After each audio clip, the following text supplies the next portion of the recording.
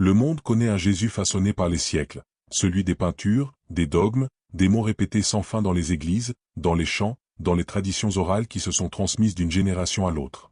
Mais derrière cette image familière, derrière les vitraux et les sermons bien réglés, un silence demeure. Un silence qui n'est ni vide ni assourdissant, mais plein de questions qui traversent le temps et l'espace. Qui était réellement cet homme que les évangiles appellent « Fils de l'homme » ? Était-il seulement un maître de morale, un prophète parmi d'autres, un mystique capable d'éveiller les âmes, ou bien un mystère vivant qui échappe à toute définition humaine, un mystère qui continue de hanter le cœur de ceux qui cherchent à comprendre ? Ce silence, étrange et pénétrant, ouvre la porte à une contemplation qui ne se limite pas aux paroles écrites, mais qui s'insinue dans les interstices de l'esprit et de l'âme. Dès les premières lignes de l'évangile de Jean, le voile est posé. Au commencement était la parole, et la parole était avec Dieu, et la parole était Dieu. Jean 1. Ces mots ne parlent pas seulement d'un homme né à Bethléem ou d'un prédicateur de Galilée. Ils parlent d'une présence invisible, d'une conscience qui traverse les âges et se manifeste dans le monde, d'une lumière qui ne s'éteint jamais. Jean n'écrit pas simplement un récit historique, il esquisse une expérience mystique, une rencontre avec une dimension qui dépasse le temps et la matière. Et c'est précisément là que le style de J.J. Benitez trouve son écho. Derrière chaque mot sacré, il y a une fréquence, un code divin, une vibration qui ne peut être perçue que par ceux dont le cœur est attentif, par ceux dont l'intuition dépasse le simple raisonnement humain. La lecture des évangiles devient alors un acte de méditation active, où chaque phrase est un miroir, et chaque silence, une invitation à entendre ce qui ne peut se dire. Lorsque Jésus marche dans le désert, ce n'est pas un simple retrait géographique. Ce geste, souvent réduit à une épreuve de résistance ou à un test de moralité, est en réalité un passage initiatique, une entrée dans la solitude divine. Le désert n'est pas un lieu de fuite, mais un espace de rencontre, un lieu où l'homme est confronté à sa propre nature et à la présence invisible de Dieu. L'ombre du désert, la chaleur, le vent, la solitude, tout devient un langage silencieux. Chaque pas de Jésus devient une parole, chaque respiration une prière. C'est dans ce dialogue silencieux entre la terre et le ciel que naît l'homme spirituel, celui capable de percevoir la lumière derrière les ombres, le sens derrière les événements, la vérité derrière les apparences. Le désert n'enseigne rien à ceux qui écoutent avec les oreilles seulement, il révèle tout à ceux qui écoutent avec le cœur. Cette marche solitaire symbolise aussi le chemin de l'âme humaine. La quête de vérité commence toujours par un retrait, un silence intérieur, un abandon de ce qui est familier pour rencontrer ce qui est véritable. En cherchant le visage de Jésus, c'est souvent son propre reflet que l'âme découvre. Ce reflet est à la fois fragile et lumineux, mêlé à la poussière du temps et à la lumière éternelle. L'histoire, les siècles, les traditions et les interprétations humaines ont formé un manteau autour de cette image, mais lorsqu'on s'aventure au-delà des formes, au-delà des dogmes, une présence se révèle. Celle d'un homme pleinement humain, pleinement ouvert au divin, un homme qui vit en harmonie avec la voix silencieuse de Dieu. Le silence qui entoure le Christ n'est pas un vide, mais une invitation. Une invitation à regarder attentivement les gestes simples, les paroles apparemment ordinaires. Chaque miracle, chaque parabole, chaque acte de compassion est une porte vers la compréhension de sa véritable essence. J.J. Benitez insiste souvent sur ce point, la vérité biblique ne se révèle pas dans l'évidence superficielle, mais dans la lecture attentive des détails, dans la capacité à percevoir ce qui se cache derrière le texte, dans la patience de celui qui sait que chaque mot, chaque image, chaque geste a une profondeur infinie. Marcher avec Jésus dans ces pages, c'est apprendre à percevoir la lumière dans l'ombre, à entendre la parole dans le silence, à sentir la présence divine là où les yeux voient seulement des hommes et des paysages. Ce voyage ne se limite pas à une quête intellectuelle, mais devient un voyage intérieur, un éveil à la conscience divine, une communion silencieuse avec celui qui dépasse toute définition. La Bible, dans cette perspective, cesse d'être un simple livre pour devenir un espace vivant, vibrant, un lieu où chaque lecteur peut rencontrer le mystère et découvrir, peut-être, le reflet de sa propre âme en chemin vers la lumière. Ainsi commence toute quête, non par la certitude, mais par le questionnement. Non par l'accumulation de savoir, mais par l'ouverture à l'inconnu. En cherchant le visage de Jésus, l'âme découvre qu'elle n'est jamais séparée de lui. Chaque regard jeté sur le texte, chaque méditation sur ses gestes ou ses paroles, chaque souffle de prière devient un pas dans le désert, un pas vers la lumière qui éclaire l'esprit et le cœur. Dans ce passage de l'ombre à la lumière, le lecteur ne rencontre pas seulement un homme historique, mais une présence vivante, une flamme éternelle qui invite à contempler, à écouter, à sentir. Et c'est cette flamme qui continue de briller au-delà des siècles, à travers chaque mot du texte sacré, à travers chaque âme qui ose s'approcher de la vérité divine. Les mots de Jésus ne sont jamais simples, ils sont des clés, des instruments qui ouvrent des portes invisibles. Celui qui a des oreilles pour entendre, qu'il entende, Matthieu 11, 15, cette invitation résonne encore aujourd'hui comme un défi à percevoir ce qui se cache derrière la surface. Les paraboles, les gestes, et même les silences de Jésus ne sont pas de simples moyens d'enseignement, mais des codes spirituels, destinés à éveiller l'âme attentive et à éveiller l'esprit à la dimension cachée du réel. Chaque histoire racontée sous le soleil de Galilée, chaque rencontre décrite par les évangiles contient une double lecture, une lecture extérieure, pour les yeux de la société, et une lecture intérieure, pour ceux qui cherchent avec le cœur. Dans les textes apocryphes, comme l'évangile de Thomas, cette idée se révèle avec une force particulière. Le royaume est à l'intérieur de vous et il est à l'extérieur de vous. Ces paroles, bien que marginalisées par le canon officiel, ne sont pas des contradictions, mais des compléments révélateurs. Elles suggèrent que le divin n'est pas enfermé dans un temple, dans une pierre ou dans un rite, mais qu'il réside dans la conscience éveillée, dans la perception attentive de chaque instant, dans le silence intérieur où l'âme apprend à écouter sa propre vérité.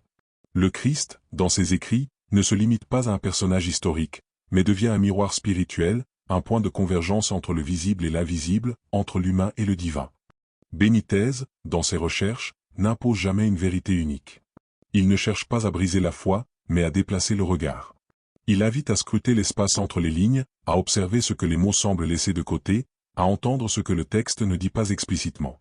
Regarde de plus près, semble murmurer chaque page. Cette approche transforme la lecture biblique en un voyage actif et vivant.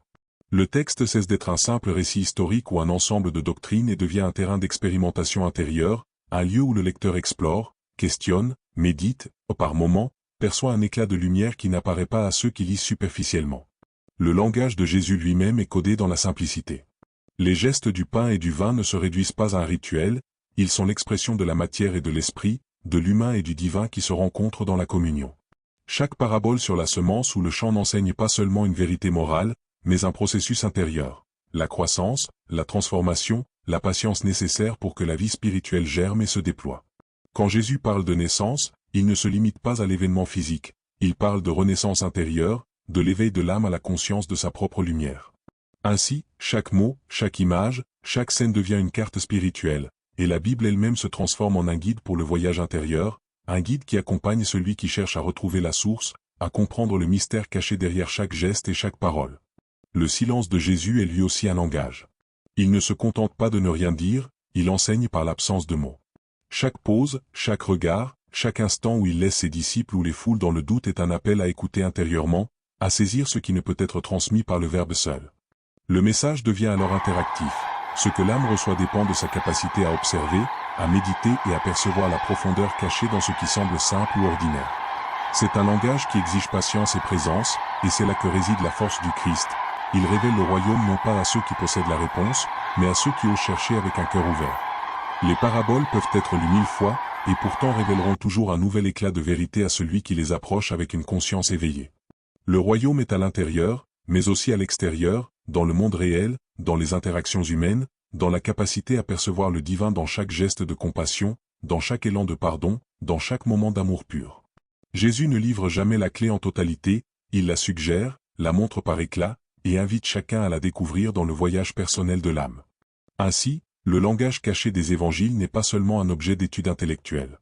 Il est un appel à l'expérience directe, un pont entre la tradition et la révélation, un espace où l'histoire et le mystère se rencontrent. Benitez l'a montré dans ses œuvres, la Bible n'est pas un livre mort, c'est un organisme vivant, qui se renouvelle dans l'esprit de ceux qui savent écouter, qui savent observer et qui savent percevoir la lumière cachée dans chaque mot. Chaque lecture devient alors un chemin, chaque mot un pas, et chaque silence une invitation à contempler ce qui ne peut être dit autrement que par l'âme elle-même. Le lecteur, en suivant ce fil invisible, commence à comprendre que la véritable lecture des évangiles dépasse le contexte historique ou doctrinal, elle devient une exploration intérieure, un voyage dans lequel la parole du Christ résonne comme un écho éternel, une vibration qui traverse le temps et atteint ceux qui ont des oreilles pour entendre et des yeux pour voir la lumière derrière les mots. Et c'est dans cet espace que le mystère prend vie, que la parole se transforme en expérience, et que l'âme découvre que Jésus parle toujours, non seulement à travers les Écritures, mais à travers le silence et la profondeur de chaque cœur qui ose écouter. Paul écrivait, « Ce n'est plus moi qui vis, c'est le Christ qui vit en moi » Galates 2, 20. Ces mots, simples à première vue, s'élèvent comme une passerelle vers l'infini. Ils révèlent que le Christ dépasse le temps et l'espace, qu'il n'est pas seulement une figure historique gravée dans les évangiles, mais une présence vivante et éternelle qui habite chaque âme capable d'ouvrir son cœur à l'amour. Loin de se limiter à un homme, à un nom ou à une image sacrée, le Christ devient une conscience, une vibration spirituelle qui transforme l'existence de celui qui accepte de l'accueillir. C'est cette lumière intérieure que Benitez explore sous le terme de « vrai Jésus ». Non pas un autre homme, mais une essence divine qui circule à travers l'histoire et dans l'âme de l'homme prêt à aimer. Dans chaque geste de Jésus se révèle cette géométrie invisible de l'amour. Poser une main sur un malade, regarder un mendiant avec compassion, pardonner à ceux qui le persécutent, autant de mouvements qui paraissent simples, mais qui dessinent un schéma parfait de la grâce divine. Dans ces gestes, la matière et l'esprit se touchent, et le visible devient le miroir de l'invisible. Le Christ n'enseigne pas seulement par ses paroles, il révèle la vérité par sa manière d'être, par sa capacité à incarner le royaume au cœur du monde. Ici, le langage des actes devient plus puissant que celui des mots. Le silence, la patience, le pardon, l'amour absolu, voilà la véritable école de la conscience spirituelle. Le mystère du Christ intérieur réside dans sa discrétion. Il ne se montre pas avec éclat ni autorité imposée. Il se révèle doucement, subtilement, comme un feu caché sous la braise. Ce feu ne brûle pas la chair, mais l'âme, il ne contraint pas, il invite. Ce n'est pas un secret au sens d'une vérité dissimulée, c'est un secret parce que l'homme moderne, distrait par le tumulte, ne sait plus écouter. Dans le bruit des villes, dans le flot continu des informations, dans la répétition des routines, nos yeux sont fermés, nos cœurs endormis, et nous passons à côté de l'essentiel. Mais celui qui choisit de contempler, d'entrer dans le silence, découvre une présence infinie, une étincelle qui attend d'être reconnue. La méditation devient alors un miroir. Lire les évangiles avec attention, sans se précipiter, c'est se placer devant un reflet. Chaque parabole, chaque mot, chaque geste de Jésus agit comme un cristal qui décompose la lumière.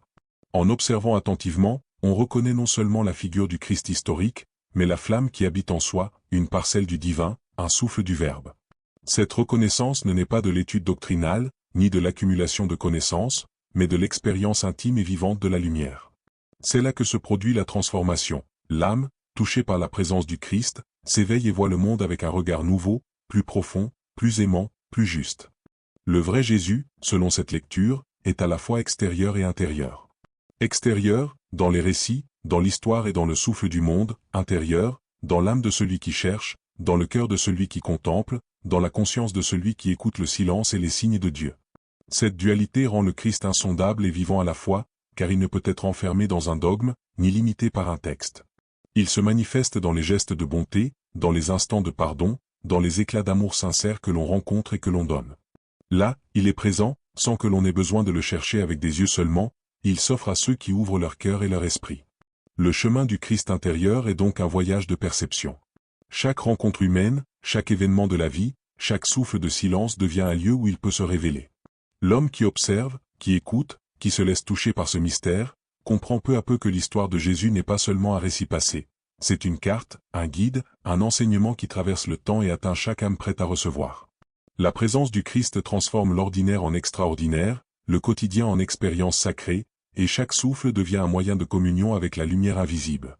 Ainsi, entrer dans le mystère du Christ intérieur, c'est reconnaître que la divinité ne se manifeste pas seulement dans les miracles ou les paroles, mais dans la subtilité du quotidien, dans la capacité à aimer sans condition, à pardonner sans limite, à offrir sans attente. Ce que Benitez révèle, avec un regard attentif et respectueux, c'est que le vrai Jésus n'est pas confiné dans l'histoire ou dans les textes, mais qu'il vit en chacun de ceux qui choisissent d'ouvrir leur cœur et d'écouter avec l'âme. Le Christ devient alors non seulement une figure de dévotion, mais une expérience tangible et intérieure, une flamme éternelle qui guide et éclaire ceux qui osent s'approcher de la lumière et l'accueillir dans leur existence.